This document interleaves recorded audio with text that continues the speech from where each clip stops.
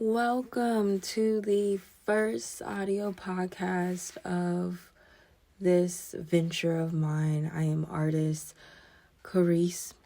I wear many hats, but for this segment, for this road of my life, I am going to be Ashanti, the librarian, and I would love to share my energetic literary experiences because oftentimes we, as readers, as information agents, as individuals who are just consuming knowledge on a regular basis, we don't get to recognize the patterns of how information finds us, how art finds us in the moments where we most desperately need that. It is a unique way of having a key to life presented to you on a silver platter that is a 300-page self-help book or a audiobook that you discovered while you're going to pick your child up from childcare. We never really get to pay much attention to the patterns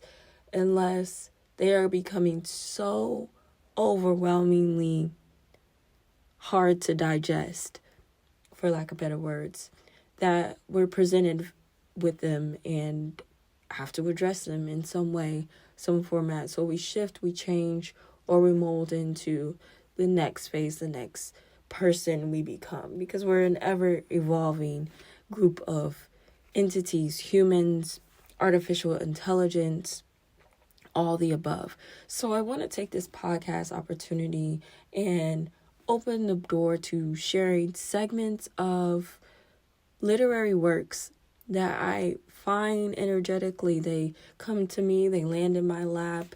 I can't think or breathe. They are pieces of information that stop me dead in my tracks to focus on the single detail that is simply placed in front of me. So what my plan is to do is to take the focus less off of me, the storyteller, the reader, and the speaker, and put the focus on the stories that land into my space energetically to hopefully share a experience that is relatable and accurate and, of course, purposeful.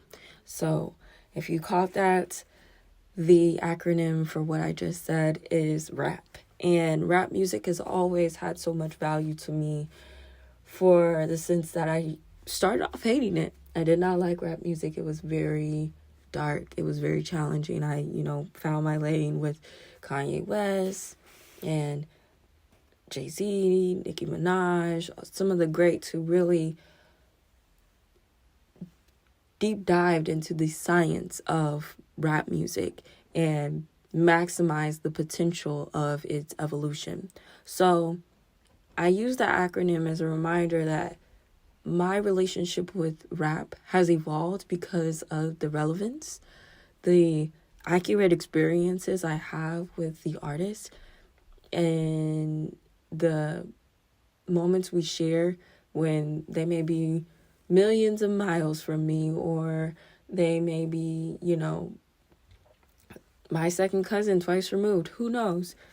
But it makes that music relatable, relevant to each of us. And my relationship with rap is going to continue to grow because it's such a spiritual and energetic sound of music that we sometimes don't give enough credit to, enough attention to. But I'm not turning this segment, this work of art called a podcast, into a tell-all about rap music and music theory and my feelings about that. I really want the listener to hear these portions of these books and articles just to understand how we are all connected energetically, and there is a science to energy that is rooted in emotion and connection.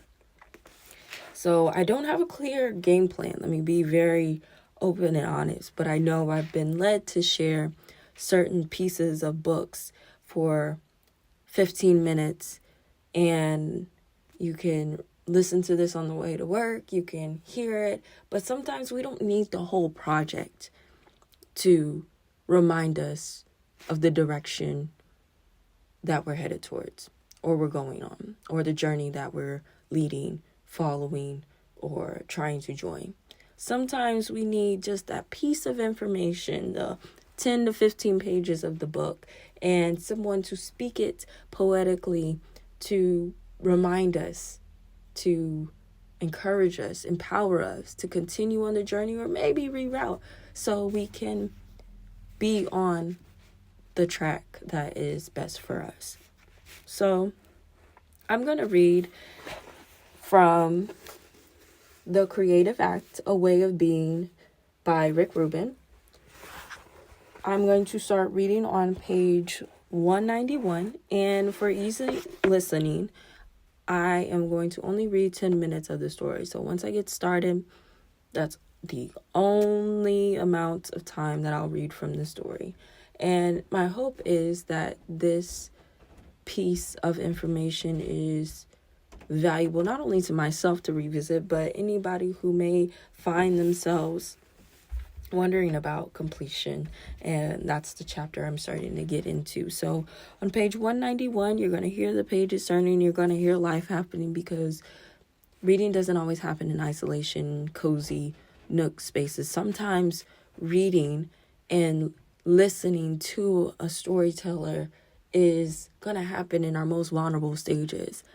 For me, because I love books, because I love organization, that's what makes me a librarian, and a librarian that is to be desired in the communities, because I desperately want to help others. But sometimes I got to help myself too. So keep in mind, this isn't just for you. This isn't just for me. This is for all of us to revisit when the time is right. So nonetheless, let me get started, because the attention is going to be truly on the story, on The Creative Act, A Way of Being by Rubin. We're starting at page 191. The title of this chapter is Completion.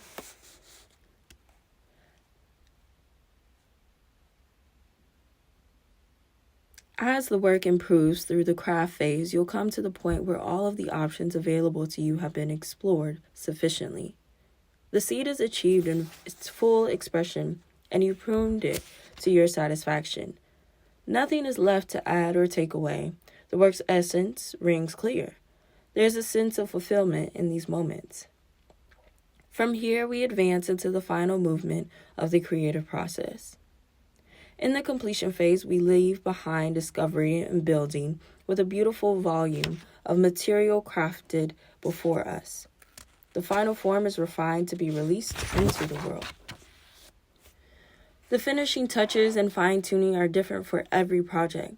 They may be as simple as putting a frame on a painting, color correcting a film, tweaking a song's final mix, or rereading a manuscript to make sure the phrasing is just right. As with other stages of the creative act, the completion phase isn't a clear line you cross in a forward journey. In the process of preparing your work to share, you may realize there's more to be done. A revision, an addition, a deletion, or some other change may be called for. So we step back to craft or experiment and work for your way forward once more. We can think of the completion phase as the last stop on an assembly line. The finished piece is examined to ensure it meets your highest standards. If it doesn't meet them, you send it back to be improved. Once it does, you sign off on it, let it go, and begin the next chapter of your life's work, whatever that might be. Once you feel a project is close to completion, it can be helpful to open the work to other perspectives.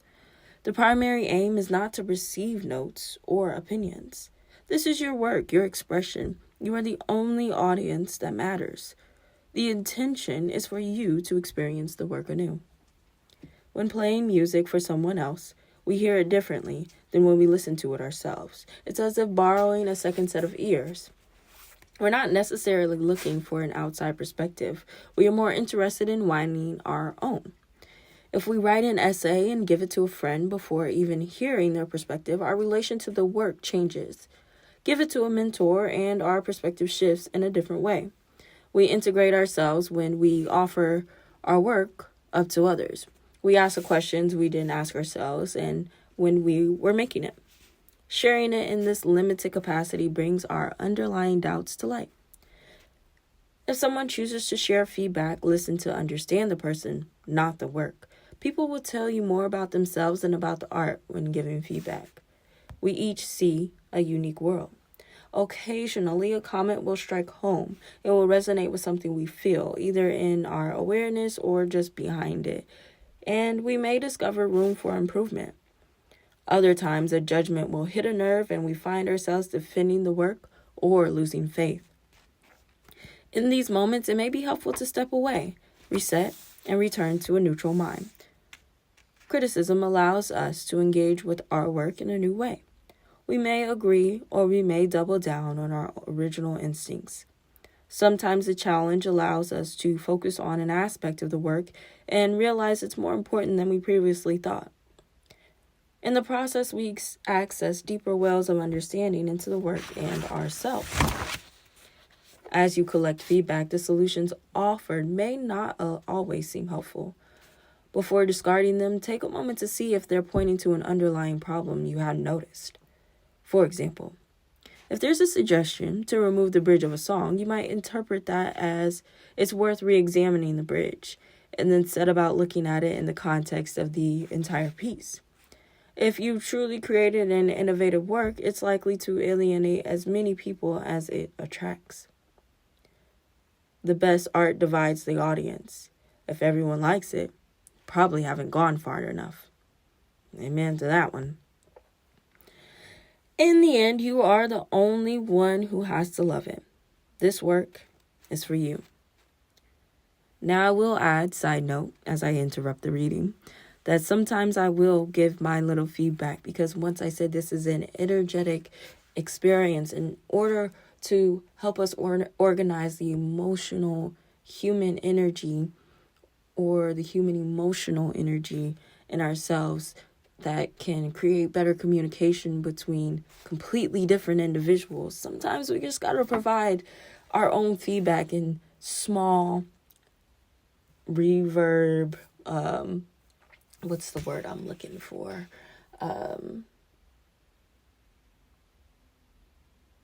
Starts with an A. Ad-libs. Yes. So like the ad-libs to reading, I like to add as well. So you will get that from me. It doesn't take away from the story at all. And I try to keep it positive, if not neutral. And let's keep reading. When is the work done? There is no formula or method for finding this answer. It is an intuition. The work is done when you feel it is. Although we avoid deadlines early in the process, in the completion phase, a due date could help bring time into focus and support you in completing the work. Art doesn't get made on the clock, but it can get finished on the clock. Some find this phase to be the most difficult part of the process. They resist letting go with a stubborn ferocity.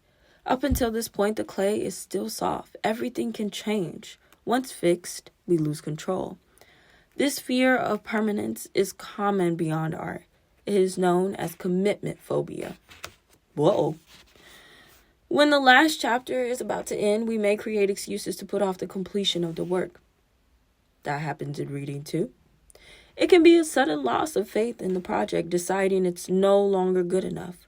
We find flaws that don't really exist. We make inconsequential changes. We sense the distant mirage of some better creative option that hasn't been discovered yet. And if only we just keep working, it might arrive someday. When you believe the work before you is a single piece that will forever define you, it's difficult to let it go. Woo. The urge for perfection is overwhelming. It's too much. We are frozen and sometimes end up convincing ourselves that discarding the entire work is the only way to move forward. Ouch. The only art the world gets to enjoy is from creators who've overcome these hurdles and released their work. Perhaps still greater artists existed than the ones we know, but they were never able to make this leap. Releasing a work into the world becomes easier when we remember that each piece can never be a total reflection of us, only a reflection of who we are in this moment. If we wait, it's no longer today's reflection. In a year, we may be guided to create a piece that looks nothing like it. There's a timeline or a timeliness to the work. The passing of seasons could dissipate the value the work holds for us. Hanging on to your work is like spending years writing the same entry in a diary. Moments and opportunities are lost. The next works are robbed of being brought to life. How many pages will be left empty because your process was dampened by doubt and deliberation? Keep this question in the front of your mind. It might allow you to move forward more freely. In an environment where nothing is permanent, we produce static artifacts, mementos of spirit. We hope they'll live forever, holding resonance through each passing decade. Some might, many won't. It's impossible to know. We can only keep building. When you and the work are in sync, there's a time to put out and move on. Each new project is another opportunity to communicate what's coming through you. It's another chance at bat, another opportunity to connect, another page filled in the diary of your inner life. Concerns about releasing a work into the world may be rooted in deeper anxieties. It could be a fear of being judged, misunderstood, ignored, or disliked. Will more ideas come? Will they ever be this good again? Will anyone ever care or even care? Part of the process of letting go is releasing any thoughts of how you or your piece will be received. When making art, the audience comes last.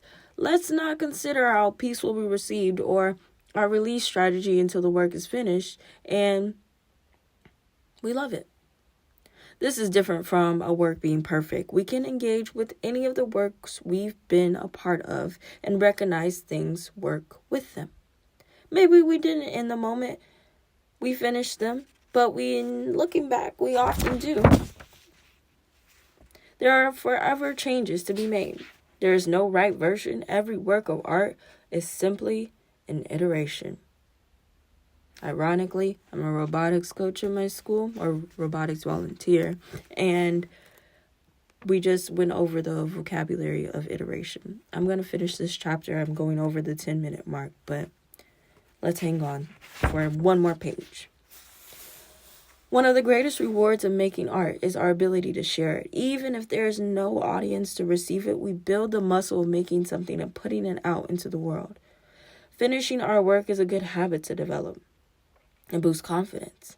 Despite our insecurities, the more time we bring ourselves to release our work, the less weight insecurity has. Avoid overthinking. When you're happy with the work and you're moved to share it with a friend, it might be time to share it with the world as well. This final phase is a fertile time to plant a new crop of seeds. The excitement of what's coming next can generate the vital energy needed to bring the current work to its close. You may find it a struggle to keep yourself focused on the project at hand when new ideas start coming at you. This is a good problem to have. Riding the life force of the project to come often breaks us out of the trance of the present piece.